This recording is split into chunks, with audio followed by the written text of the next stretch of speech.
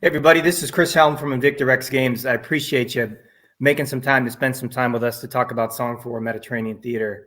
And a big shout out to Armchair Dragoons for having us at the digital conference. I'm here joined with my co-partner in crime, Seth Stigliano. Hi, everybody. Everyone. So a couple of things as we sort of set out with this. First off, I think, thematically, one of the things we wanted to discuss with you and sort of set a basis, and it's really based on some of the real-time feedback that we've received over the last day or so from the con, is the kind of the notion of strategic theater wargaming. I think Song for War Mediterranean Theater, when we talk about it and some of the design concepts, kind of how we approached it, maybe the best way I can put it is it kind of zags when other folks zig in a sense, but it wasn't really intentional. In some ways, it was just sort of an outcropping of how we approached it. So I'd like to talk a little bit about the theater wargaming and the larger theater approach to how we put the mechanics together and kind of why we think it's sort of worthwhile. But as we do this, of course, I want to be as interactive as possible. So I'll be sharing some of the slides and kind of take you through some of the presentation piece of this. But please type any questions you have into the chat, and we'll make sure they go across the bottom of the screen, and we'll field them as we go. And I'd rather do it as we go, not at the end. So please be interactive as we go forward. So couple of things that we'll kind of go through. First is just some general intros, who we are, quick introduction to the game, kind of its origins and some of the basic core philosophical principles behind it. The theater wargaming perspective, what I mean by that, and I hope this touches on some of the interest that we've seen so far at the con, because we have gotten a number of questions around that.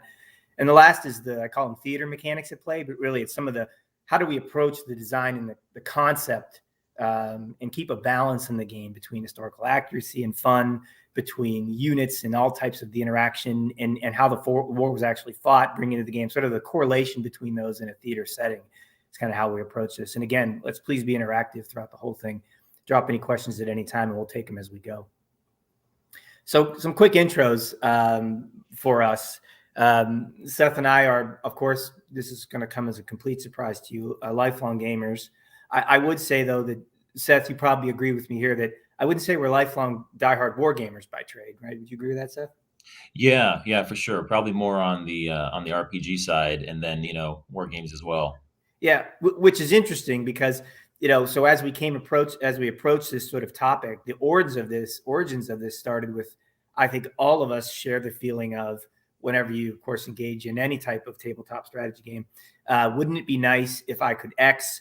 Or wouldn't it be a lot more realistic or a greater return on my investment for playing the game if I could do Y? So kind of what should be and how mechanics should possibly work to be a little more reflective of both the reality of what happened in the war in this case, as well as I think what derives a little more fun. Invictor X Games, which is our companies and our first, and Song for War is kind of our flagship product. It's not quite out yet. We're planning to kickstart in 2022, as you can see from the screen here.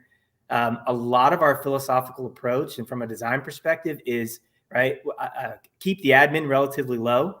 Gary, in Ardwolf Games, poke fun at us yesterday. Excuse me, from Ardwolf's Lair, poke fun at us yesterday. He actually likes the administrative side of things. We promised to build him a very paper-heavy work game, paper-heavy game at some point for him. But at this time, our philosophy is how do we keep the admin low and let the mechanics work for themselves? How do we incorporate a little bit of chance and take out some determinism? But ultimately, how do we build a game that has the right balance between fun and historical realism in a larger theater setting? That's kind of the basis of where this came about. We cut our teeth, no shocker, on Axis and Allies. And so I think you'll start to see some of those, that influence in terms of how we thought about this for Song for War Mediterranean Theater. So a quick point on just sort of an overview of the game and what's there. Seth, if you wouldn't mind taking us through for a minute. Sure. Yeah, this is a good shot of kind of what's all included in the game. I won't go through everything, but just to give you an idea of what's included. That game board is 54 by 31 inches. It is a two-piece board that's a six-fold for easy storage. There's 477 double-sided silk-screened wooden tiles, which are for the standard units. And there's 30 plastic pieces for the unique units. 64 national support cards and numerous other counters and pieces that keep track of different items in the game. There are also storage solutions for all the pieces. Every player will have all of their units and pieces in an organized tray. So it's makes for an easy setup. Yeah. So as you can see, it's still, despite our promise of deep efficiencies, it still has quite a bit involved, particularly I think from a unit perspective on the different types of units in the game, which we'll get into, but also some of the general components designed to sort of align with the phases and make the game as fun as possible. So this is what it looks like from a theater perspective in the full game board. What you're looking at is actually a shot of the prototype. Kudos to Seth. We get a lot of comments on this board. The Origins, for example, I think it caught a lot of eyes, which we were pretty pleased about, especially for our first foray in this. Seth, I don't think we want to even mention how many iterations or versions of this there were, but way too many. That's the word. Whatever number is for way too many, that's the number. But ultimately, and I think we, as we picked up some questions from Gary yesterday, from a theater perspective, we really tried to capture the Mediterranean in its entirety. What's interesting too is when we looked at different potential theaters for where to put the game, World War II is a pretty well explored area, but I would venture to say that the Mediterranean in itself, there's still a lot of room for expansion and interesting development from a gameplay perspective. And even when you do get to the Mediterranean theater, I think you'll see, a North Africa focus, or maybe potentially any type of focus around El Alamein, or even a little more granular in certain locations. But for the most part, we haven't really seen, or at least, in our humble and limited perspective, something that really holistically captures the Mediterranean theater in its entirety, running through North Africa and up through, allowing for gameplay historically, running its way up through Tunisia, and then, as we know in history, up through Sicily in 43, and then eventually to mainland Italy. Now, the game is set up that in terms of the movement and the pieces and how it's run, and it's set up that the Allies, represented by the U.S. and Great Britain, and the Axis, represented by Germany and Italy, can really take this any way they want to. It's kind of a snapshot starting in 42, or there's an alternate version of the game starting in 43, which is a little bit shorter. I get the question a lot: how long in actual, in real time does each stage of the game represent? Which there's up to 6 stages usually. What did we say, Seth? About 3 to 4 months potentially of time would be my guess about where each stage lines up. All right. Yeah. It's not an exact lineup, but yeah, if you had to put a number on it. Right. So if you would start for the full version of the game, you would work the entire theater with, if you could see on the bottom right there, the blue is represented by Great Britain. Great Britain starts in just a couple of locations, which by November of 42, they really didn't have many. They had the stronghold in Alexandria, which we knew in the bottom right corner there. Gibraltar is where they had a base in the far west. And Malta, I don't think ever fell in the war, but hung on by a string for a really long time. And so we recreated some of that dynamic here. On the left side of the board there, you can see the green represented by the United States. We've incorporated a hidden fleet mechanic, which took no shortage of time and thought, because where would the Mediterranean theater be in Operation Torch B without the question of where the Great Landing Force would land? We like to cause as much angst to the Axis as we can, and so the hidden fleet mechanic is designed to do that. Ultimately, the U.S. can decide where it wants to land, and it could be anywhere. It could recreate the history, based over there near Algiers, which we do give the U.S. a footprint there as a starting point, or it can keep that fleet hidden and ultimately land in the Balkans in a few stages later. But the red represented by Germany and the yellow for Italy, you can see the Axis, which is historically relevant, maintain much of the control of the entire theater at this time. But all in all, the point of the theater basis here is that there's a heck of a lot of ways to go about prosecuting the war and staying aggressive and winning it. And the whole theater is in play at all times, really. We designed it that way so that while a big geographical landscape, the game's designed to play fast and use all the theater at once. This just gives you kind of a closer look at some of the sort of different angles of the game board and some of the theater pieces. I think, from a prototype standpoint, I think you'll notice that we don't really go with a sense of sort of a design concept. And I would love to claim intention for this, Seth, but we ended up going with sort of the irregular shapes, which does harken back to prior year strategy games and tabletop games in World War II. But we decided not to go with that. And I think we found some benefits with that, Seth. For sure, yeah. I think it does give you some more, some interesting options that aren't always obvious. Of these paths can go one way versus the other, and it's not always so many hex spaces away from something else. So it does give you, I think, some more not non-obvious options that can come up for movement. Yeah, and I would say from a design concept, I wish there was some greater thought necessarily to this, as other than really trial and error. Um, the unintended benefit of this was that there's a lot of sneakiness that's allowed, right? I think we've all played board games of this ilk before, so it allows for a little furtiveness or sneakiness in terms of how you can move units pretty quickly around the board, how you should be able to take objectives back, surprise the enemy, which is a critical component, right? And I think because most board games don't have particularly competent fog of war opportunities or quick movement necessarily always that allows for surprise moves. Some do, of course. We really wanted to work that in. And so this type of game board and this approach to the design concept really helped us get there. A few things just generally on the theater versus, smaller sort of venues in terms of or smaller landscapes for wargaming. In our head, I guess a couple of key differences that we think, and there's pros and cons, right? There's not one necessarily better than the other. It's just kind of like how you approach it and where the game comes from. But from a Song for War Mediterranean theater perspective, a couple of things that sort of inform from a design concept how we went about it. The first is the concept of trade-offs. Choice is really important. Now, not everyone loves having a lot of choices in a game.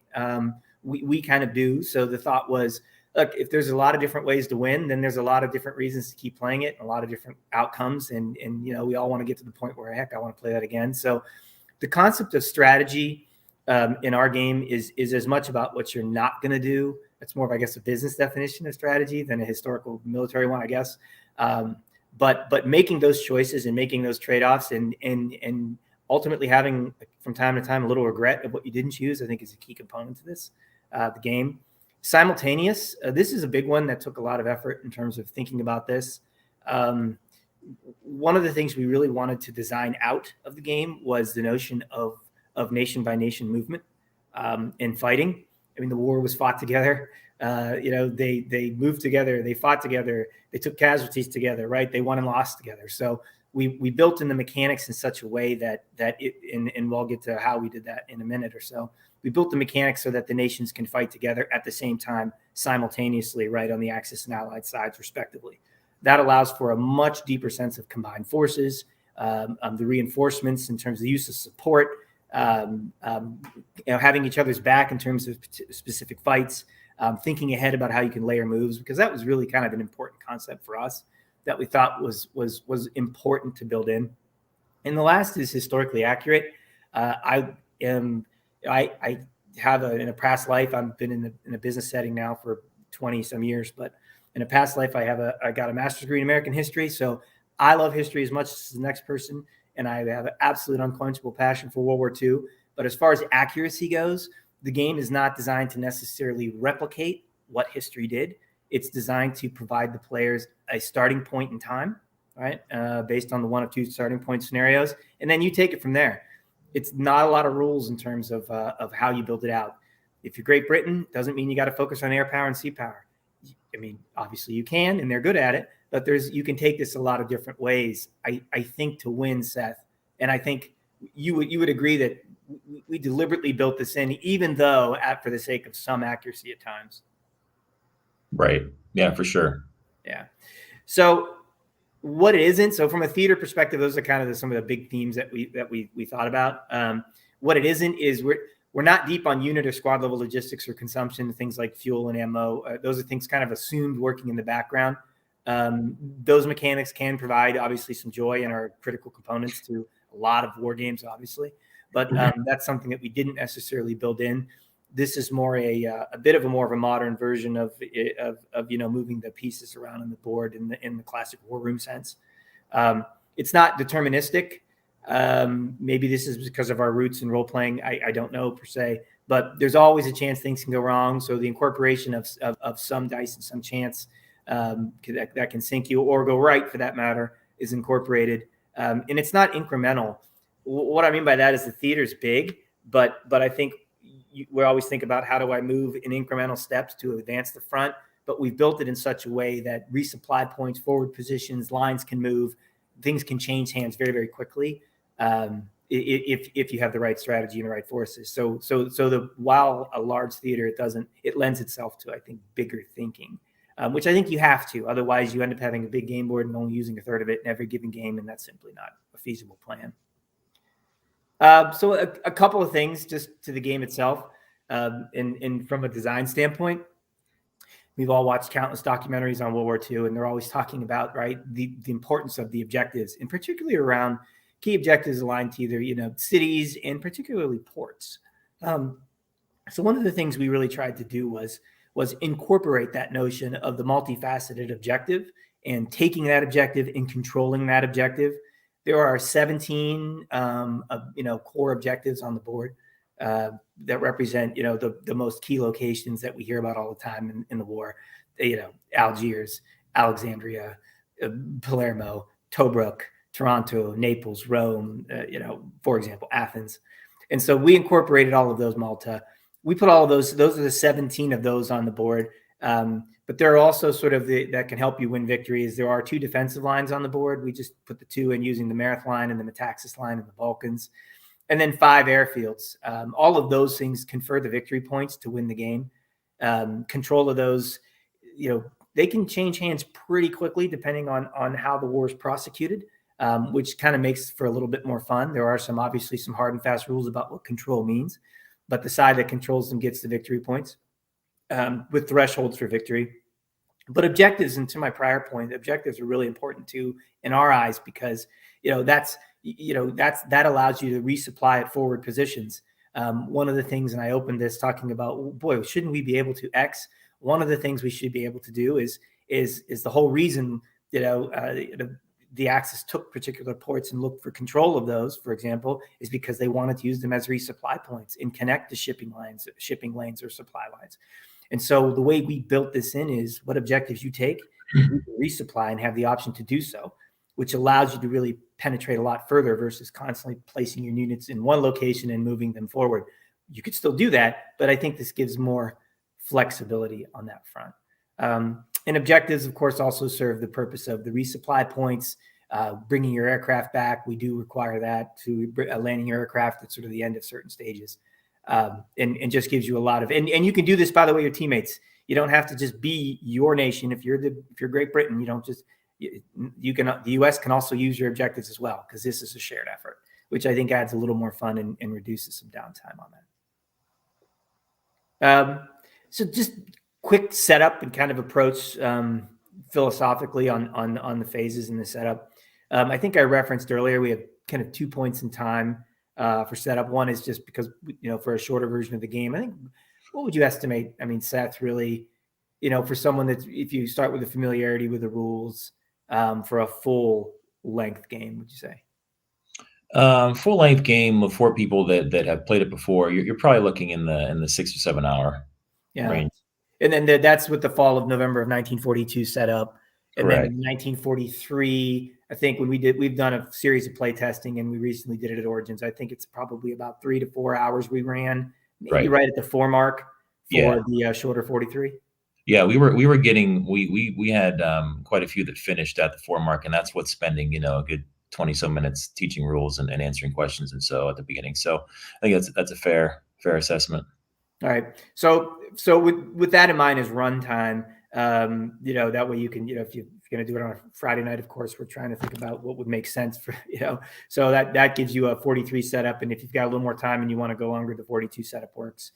The game is structured into what we call stages, up to 6. There are 6 in the 42, and then up to 4 in the 43 scenario. We keep it basic, right? We go for depth, not breadth with this generally. There are 4 primary phases. Tactical phase, because fighting is ultimately the most important thing that we have to do in the game.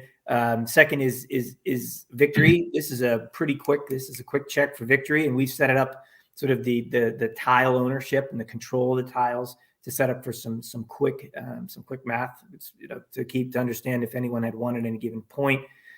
One of the things I'll touch on briefly, and that's national support. These are the only cards in the game. This is not a card-driven game. This is a card, I think, as we described it yesterday with Gary, a card-assisted game. Right. But we tried to put in again, I don't want to think about how much time we put into from design from the card set.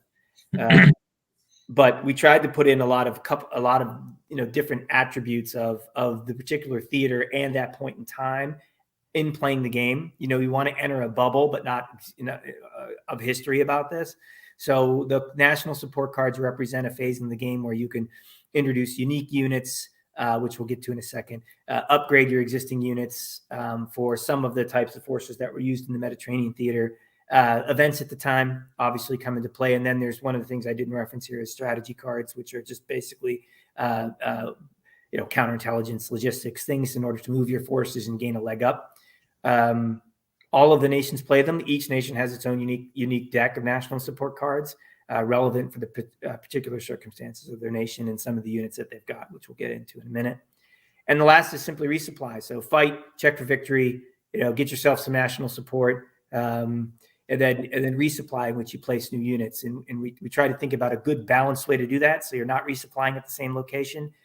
The more territory you claim, the better. The more victory points you'll get, the harder it is to resupply because you've got to be strategic about your spots. So we work that in including to some shipping lanes and control of those, which were pretty important in the Mediterranean theater, as we know.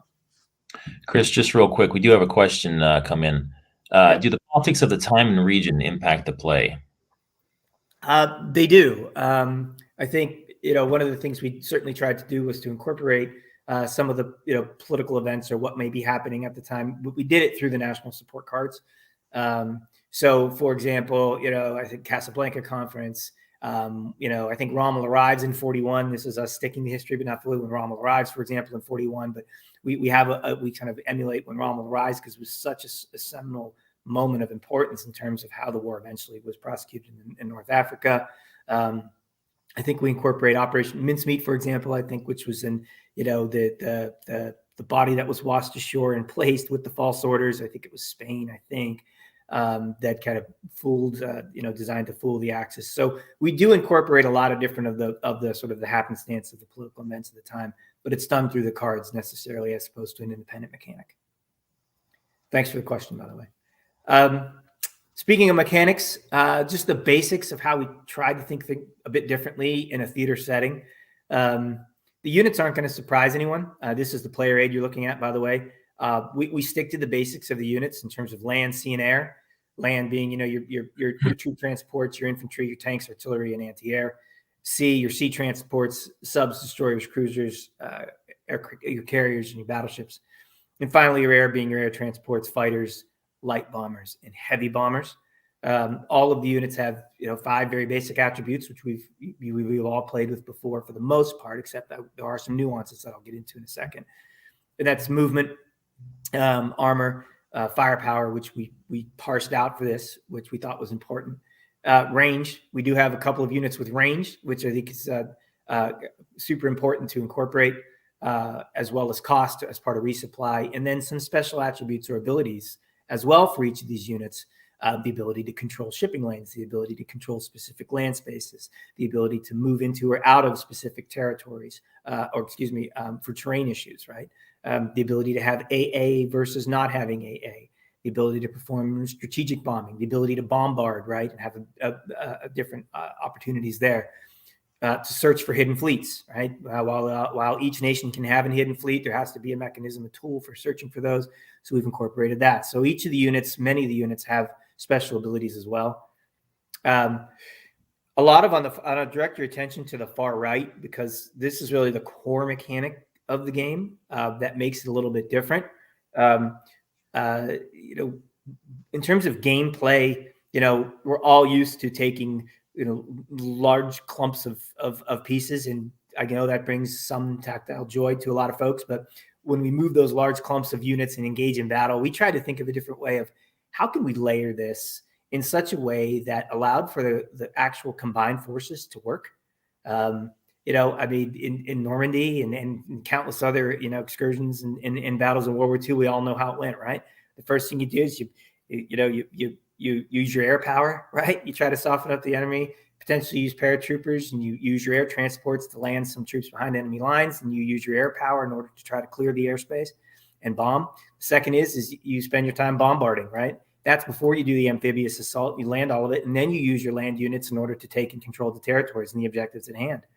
So we really approached it that way. And so what you see there in those movement steps in those blue boxes is an approach to try to use combined forces, which forces the nations to think ahead, and especially if you're acting together. So in movement step 1, for example, the Allies are right out of the gate with the US and Great Britain thinking about, how am I going to use my fighters to clear some airspace? How should I use my subs in order to clear some of the sea spaces to move my transports forward, or potentially escort or protect some of my other ships that could be hit by the enemy subs? And then you move into the air, and you move into the sea and the bombard, and finally followed up by the land units engaging the enemy. So this layer was designed to think ahead and deploy the forces in a strategic way in a theater setting a little bit differently. And I think another aspect of this that we wanted to incorporate is, you'll notice faster, lighter units move sooner, and they move more often. They're quicker. Fighters are quick, right? And they should get more than one move. So fighters move in step 1, fighters move in step 2 and accompany the heavier planes, and then move in step 6, and they get to move their 4 spaces each time. So this allows your fighters to be much more mobile and to move around and clear the airspace and engage the enemy air, for example. And the other units we've layered in similar fashion in that way. When battle does happen, we wanted to include combined forces there too. One of the things that made sense to us is, not everyone shoots at the same time, right? So how do we incorporate the different types of units that would engage in battle differently? So the battle steps are, again, another approach to do that. We follow the battle steps. AA gets its shots, fighters engage, bombers finally, if they can survive the fighter in the air cover, the bombers are able to do their thing, followed by, the ships that move in, particularly the bombards and artillery, followed by the troops moving in. And then at the end, if you're trying to drop some troops off in a contested area, or whether that be by sea or by air, they finally make their way in if they're able to survive a lot of the assault approach. So this really brings it all together, and we clear casualties after each. And so thinking ahead and not getting caught out in the open in the board is pretty important, which is very similar to what happened in the war. So that's sort of the basis of the player aid and some of the core mechanics, particularly in the theater world we approached. A bit of a deeper look into the mechanics of armor and firepower and why we split those out. One of the questions that we've been getting is, to what extent do you incorporate specific names of units? We do that for upgrades and other things, but we don't incorporate like very detailed types of units or names of units or specific units. The way we approach this is, though, however, we do give a split of armor and firepower for each unit. Armor, there's 3 levels, pretty simple: blue being light, yellow being medium, and red being heavy. Of course, our land units are represented by our green star, sea by the anchor, and air units by the golden wings. Each unit has its own armor, right? Because sometimes the armor is tougher than its firepower, and sometimes its firepower is tougher than its armor. I mean, artillery being the perfect example of that. And so what we do is, the armor represents simply how difficult it is to hit and destroy, right? That unit, obviously. And firepower represents its ability, its strength and its ability to hit and destroy enemies. By parsing these out, this allows us to have a little nuance and forces the nations to think about which types of units engage which types, because there could be a bit of a mismatch, which would make sense. So as a result, matchups matter significantly, and combined forces are critical. Philosophically, we've always, again, going back to what should be in these games, we always said, listen, it doesn't make a lot of sense for every unit to be able to kill every other unit. That just doesn't work. Battleships should be inordinately tough. And frankly, infantry shouldn't have a lot of business trying to shoot down fighters and heavy bombers. And so what you see in the bottom right there is a representative of a firepower. This is a tank, I believe. You can see, if you look where from left to right, tanks can only hit with that green star. It represents tanks can only hit and destroy other land units. At no point can tanks destroy boats and sea power, and at no point can tanks hit or even attack or destroy air units in our particular game. So tanks have a very specific focus. They're incredibly tough against other land units, but that's their focus. And so going back to the player aid, you can see here in the middle, if you can see the screen is all with the firepowers, each unit has, some can attack air, land, and sea. Some only sea, some only land. But the idea is, how do we create a firepower that forces you to think ahead about which units engage what, and so you don't get caught off guard, or you receive a pretty big strategic advantage by deploying them in a combined way. Chris, real quick, while you're on that last screen, we had a question come up. So some of the units move 2 times in a single turn. Yep, that's correct. Right. So how it would work is that's a valid point. So for the tactical phase, we make our way through each of these movement steps, right? For each tactical phase, and on movement step 1, the Allies would move all their fighters and all their subs and resolve any battles, followed by the Axis. Italy and Germany would move their fighters and subs, resolve any battles, move on to step 2, Axis, Allies, both resolve step 3. But yes, as a result, as we make our way through each of these 6 movement steps in blue for the tactical phase, yes, units are going to be able to move more than once. So thinking ahead about how these faster, lighter units move and deploying those, fighters are the best example for clearing airspace and protecting your bombers is pretty important. And then for the heavier, slower items, the battleships of the world, making sure you make as much hay as you can for their 3 movement, as well as their range is critical, because they only go once. That's a good question. Thanks for letting me clarify on that. So the last thing I'll cover is sort of like from the theater, and this gets to the political events question and other things too, and some of the how do we incorporate some customization into the game and also infuse a little fun. The cards that we do use in the game are around the national support phase, which I referenced earlier. There are 4 basic types. The unit upgrade card. Here we can see the 88 and the flak gun, and which gives you boosts to all of the artillery that you have on the board, as well as any future artillery that you may produce as part of the resupply phase. For Germany, this would only affect German artillery. In this case, this is a nation-specific benefit. But you can see was what we do is we take the 88, and now it upgrades all the artillery. Its armor stays the same, but it has a stronger firepower. It has an increased range, and actually it can in terms of artillery, can move and fight. Excuse me. And it has a bit of an AA capability, because as we know, that's what it started out as, an AA gun, until I think Hitler's credited with the idea, although historically I'm not entirely sure. Maybe someone can tell me, but I believe he's credited with the idea of actually lowering it, using it as anti-tank and as an artillery unit. In addition to the unit upgrades, we've got unique units. These are the big boys of the game. Each nation has a series of unique units that can be introduced, because let's be honest, there's just simply so much fun by taking a much larger and much more intimidating piece and putting it on the board. So this gives you the joy of that. What you're looking at here is the King George class battleship of Great Britain. Probably, Seth, the most powerful unit in the game. That's fair. Right. That would be fair. Yeah. Yeah. Sure. I mean, there's some doozies. The Germans also have a Tiger tank. The U.S. has the B-17. The Italians have the Alpini unit, which really allows them for much greater mobility, which is mountain-based units, which really provides a lot of fun, and they're tough.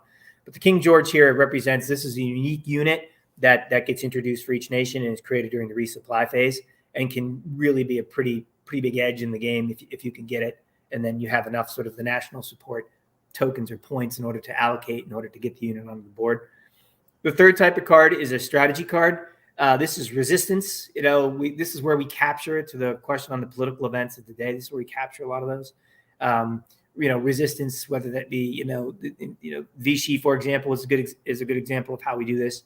And that's the resistance in this case.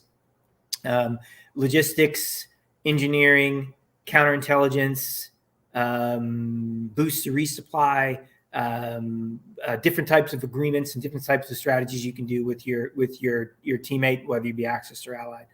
That's where the strategy cards come in. Battlefield advantages for the most part. And last is events. You can see this is Italy with Mare Nostrum. That there's a lot of different events. This is where the politics come in which you play the events, multilateral agreements between nations, the sharing of resources, particular. As I think I mentioned, I think we did incorporate the fall. We had a question yesterday about the fall of when Italy surrenders. So that's in there. So a lot of different things to give surprises that connect with the events of the day. So when you take it in its totality, I think, we zag when the world zigs. That wasn't by design. That was sort of just by default, I think, Seth. But But I think ultimately it's kind of we take the theater approach with a bit of a different philosophy and a bit of a different approach that we hopefully ends up in an interesting and more balanced, or at least a fun way to approach a theater, but give you enough detail and depth to get a lot out of it. Agreed. Chris, real quick, we have a question coming about order casualties. The question is, if a defender has combined infantry and armor, how are the defending losses chosen between the two? It's a good question. So let me go up here. If you can see in the bottom right in the player aid here, the way we choose casualties in the game is based upon what a unit is permitted to attack or defend against, right? So as well as it's the alignment of its firepower to its armor rating. And Seth, keep me honest here, but this is, Seth is the expert on this. But the way it works is, so for every successful hit, for example, of, let's say, a tank, uses a yellow firepower there of 7. It can attack and defend against other land units, so it's free to fight other land units.